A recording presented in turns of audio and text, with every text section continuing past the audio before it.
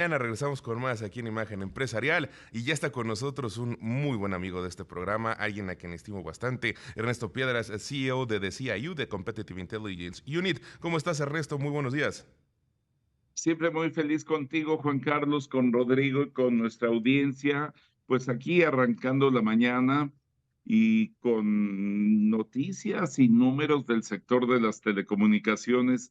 Qué importante, siempre lo destacas tú, se ha convertido para la vida cotidiana, para los hogares, para las empresas, para la productividad del país, ¿verdad, Juan Carlos? Eh, y sabes que a mí creo que era importante o es importante platicar con alguien que está tan en contacto con estos datos, con las cifras que se dan a conocer, con este sector en general, porque la Anduit, la encuesta nacional sobre disponibilidad y uso de tecnologías de información en los hogares del INEGI, que fue dada a conocer hace un par de semanas, 3 semanas aproximadamente, pues nos arrojó datos impresionantes. Por ejemplo, 93.1 millones de usuarios de Internet o internautas en México. Esto es el 78.6% de la población. Y entonces, cuando uno se da cuenta de la magnitud que ya tiene esta tecnología que hace menos de 30 años no estaba tan en el mapa, pues nos abre un mundo de posibilidades. Yo siempre he pensado que es por medio del Internet que muchas personas que a lo mejor no tienen acceso a una educación superior, a lo mejor que no tienen acceso a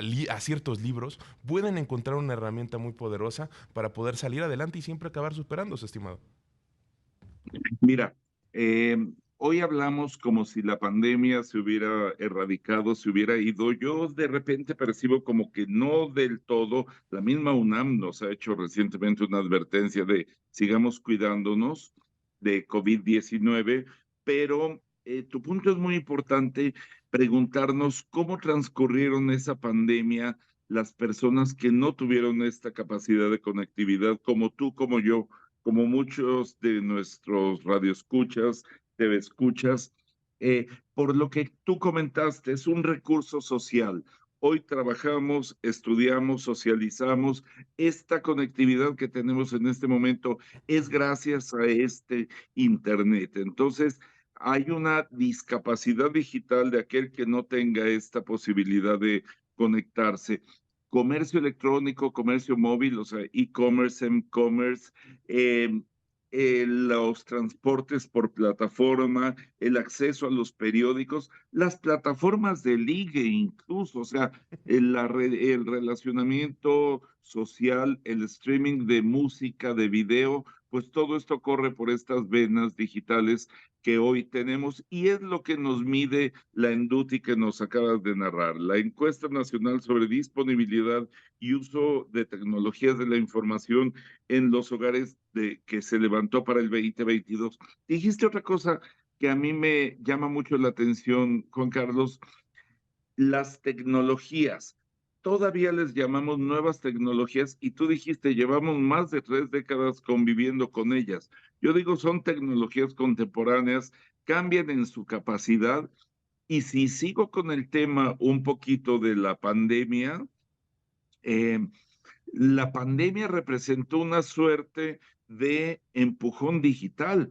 Muchos que no tenían conectividad la contrataron, otros que ya la teníamos, ampliamos nuestra capacidad. Si teníamos 10 o 30 megas en casa, nos fuimos a 100 o más y los equipamientos también cambiaron mucho. Un día tú y yo reportamos hace 3 años que 2 de cada 3 smartphones, teléfonos inteligentes, eran de lo que se denomina gama baja. Batería limitada, procesador, pocos megapíxeles, resolución de la pantalla, etcétera. Y hoy 81%, o sea, pasamos de 2 de cada 3, 66% eran de gama baja, hoy 81% son de gama media y alta. En este periodo de incremento de la conectividad, invertimos más en este tipo de equipos y estamos mucho mejor equipados.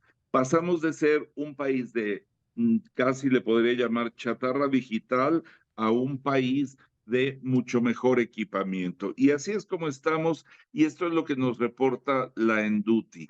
Ahora, muy bien tener este termómetro, este pulso de nuestra conectividad, pero la Enduti también tiene que mejorar y tiene que actualizarse. La siguiente pregunta es, ¿y para qué estamos usando esa conectividad? Y es lo que tú apuntaste en la introducción, la estamos usando para estudiar, para trabajar, para relacionamiento, para comercio, pero la Enduti todavía no alcanza a medir estos elementos. Estoy completamente de acuerdo contigo y sabes qué, creo que es como todo lo que ha sucedido alrededor del Internet, que lo vemos de México desde México lo vemos como observadores en el exterior, como en alguna región como Europa o como dentro de el mismo Estados Unidos, que tenemos una conexión por la frontera que nos une. Nosotros hemos visto cómo ha evolucionado a marchas forzadas la conectividad, cómo ha evolucionado las tecnologías que existen alrededor del Internet, cómo es que allá se genera la mayor parte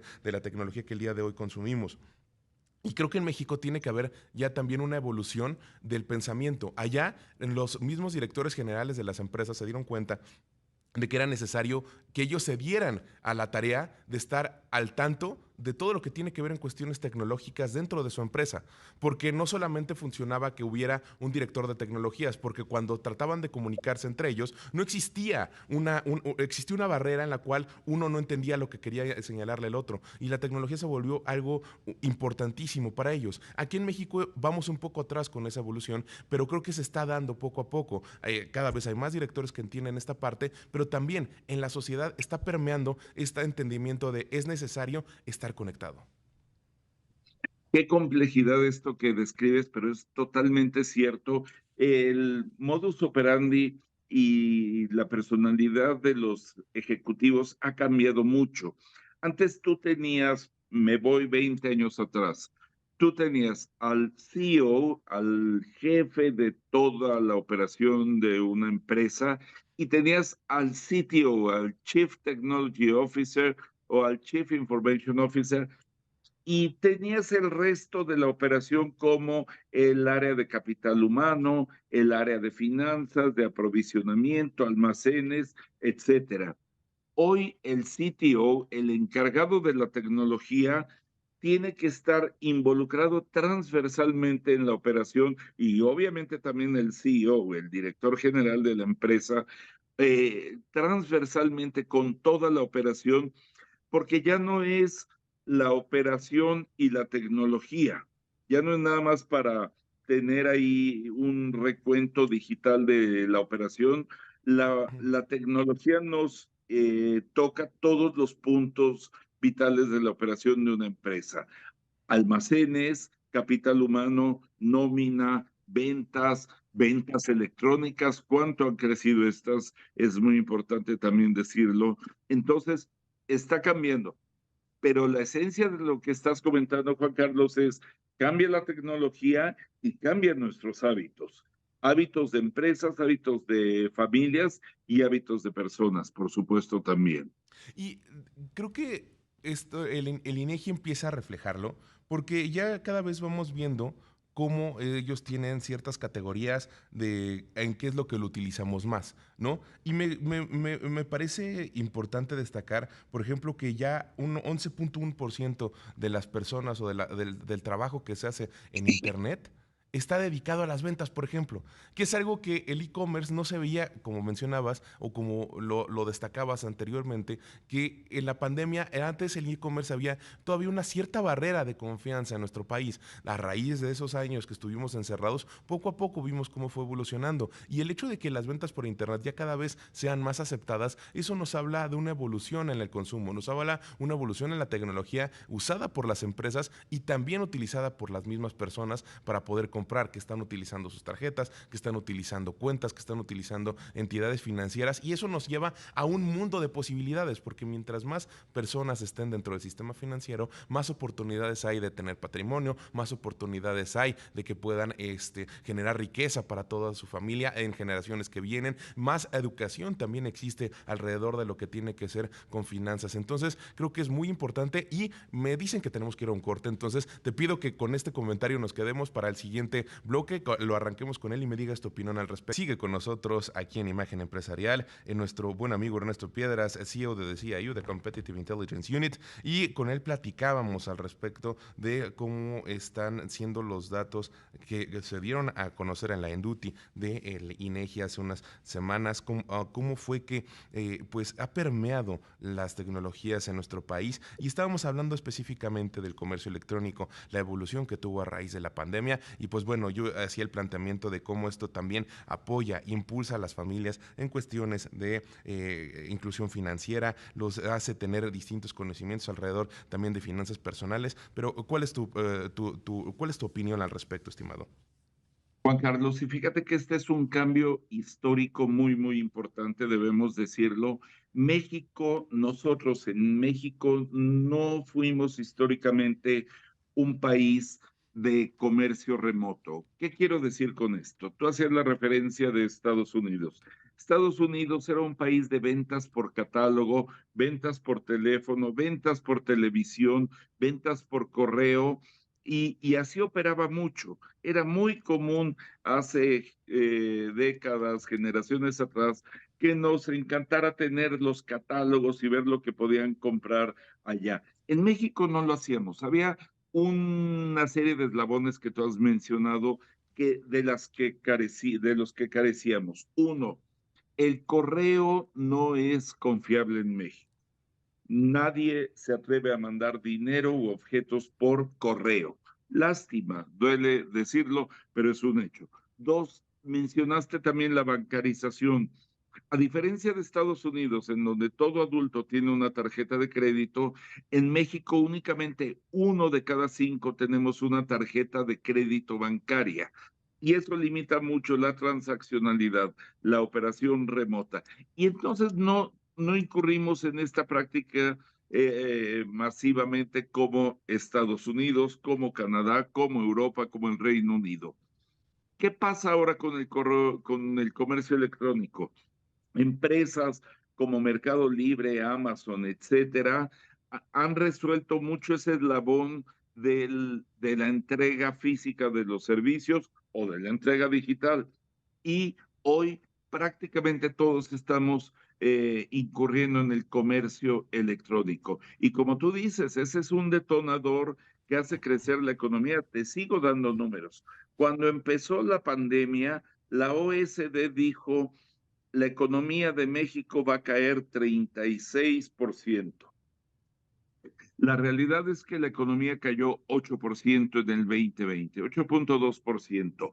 Es muchísimo, fue una gran pérdida económica, pero hubo un diferencial de 27 puntos entre lo que había predicho la OSD y lo que efectivamente sucedió.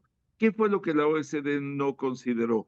Que hoy tenemos estas tecnologías de la información y esta capacidad de conectividad. Ese fue un muy importante amortiguador, que es el que tú describes, el que yo estoy también contando en números, que nos permitió seguir operando económica y socialmente. Entonces, si me dejas ir un poquito al plano legal, entendemos hoy por qué a partir de la reforma de las telecomunicaciones de hace prácticamente una década, se consignó en la Constitución el derecho básico a la conectividad. Todo mexicano tiene derecho, tenemos derecho a estar conectados. Y ahí está esa importancia, porque tú lo describiste, tenemos salud a distancia, educación a distancia, comercio a distancia, y es fundamental asegurarnos, y de esto se trata mucho esta encuesta del INEGI, la Enduti, asegurarnos y llevar el pulso de que todos los mexicanos efectivamente estemos conectados con las mismas capacidades de ancho de banda fija y móvil.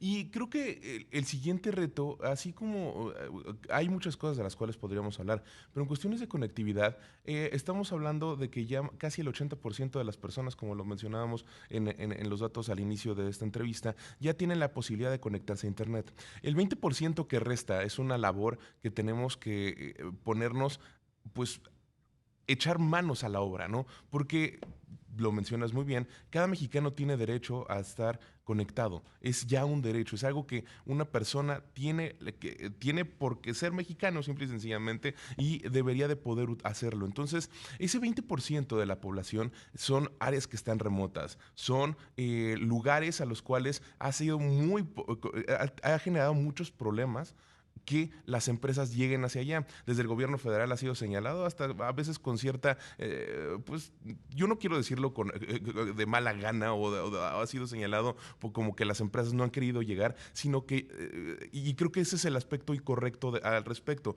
Más bien nos tenemos que hacer cargo de la mayoría y donde hay cuestiones de más, donde es más sencillo que lleguen y después nos vamos a encargar de ciertas áreas y así es como lo hemos visto que ha sucedido con los años. Y creo que hay tecnologías actualmente, también se han desarrollado cuestiones como Starlink, por ejemplo, aunque a pesar de que sigue siendo muy caro para la nación, para nuestra nación, el hecho de que lleguen internet satelital, eso nos puede dar una opción para que haya más regiones dentro de México donde pudiese llegar el internet. Entonces, creo que es una cuestión de prácticas que tiene que sentarse el gobierno con las empresas tecnológicas en nuestro país y con las empresas que se dedican a cuestiones de redes, obviamente, y que entre todos haya un consenso de cómo es que podemos hacer para llevar a este 20% de la población, veintitantos por ciento de la población que resta, las cuestiones de comunicación y de conectividad necesarias para que todos puedan llegar y estar en su casa o estar en cualquier lado y poderse conectar a internet. Exacto, cuando refieres ese 21% de una población de prácticamente 130 millones, pues estamos hablando de 23 millones, 26 millones de personas que no tienen esa conectividad, pero otra vez suscribo lo que dices, Juan Carlos, son los mexicanos que más trabajo, que más dificultad y más dinero costará conectar. Porque cuando conectas una conurbación como la Ciudad de México, con alrededor de 20 millones de personas, Guadalajara, Monterrey, por el estilo, es muy fácil radiar, iluminar con señal en estas geografías, pero el mexicano que está apartado en el Pacífico, en el desierto de Chihuahua, en el sureste con una topografía tan compleja como las selvas del sureste, de estados del sureste, ahí el despliegue de redes físicas, fibra óptica, se dificulta mucho. Económicamente se hace no rentable. No porque no sea rentable, es como la salud y la educación. No porque no fuera rentable, los vas a dejar desconectados. Pero entonces ahí entra esa complejidad que también describes. Puedes llegarles con redes celulares que son más económicas, son sumamente potentes, la cuarta generación 4G, la quinta generación 5G, permiten llegar con muy buenas capacidades y cuando alguien está en una geografía extremadamente remota, tienes la capacidad satelital. Estamos, Juan Carlos, a pocas horas, a 3 horas de que se despliegue un nuevo satélite que va a iluminar con señal al país, el Júpiter 3. En unos momentos estaré en ese evento de despliegue de sus antenas, su ubicación en la posición geoestacionaria y va a ser uno más de los satélites que tiene esa capacidad de iluminar con señal al país, completito, con altas capacidades de navegación móvil, celular, satelital. Entonces, pues como bien dijiste, es un esfuerzo colectivo, industria, sociedad y gobierno, y ahí el gobierno tiene mucho por hacer, ya se ha hablado Exacto. abundantemente, hemos tocado aquí el tema del precio del espectro, que es muy caro el espectro, que son estos Y tiene que ser, tubos. tiene que haber un consenso. El final del día tiene que haber un consenso, estimado Ernesto, y desgraciadamente se nos termina el tiempo de la entrevista del día de hoy. Suerte en el evento en el que vas, ya nos estarás contando después cómo es que estuvo este lanzamiento. Ernesto Piedras, CEO de The CIU de Competitive Intelligence Unit, gracias por haber estado con nosotros. Siempre un gusto, Juan Carlos. No nos despedimos, seguimos al habla. Seguimos y nos estaremos encontrando en otra ocasión a lo largo del año.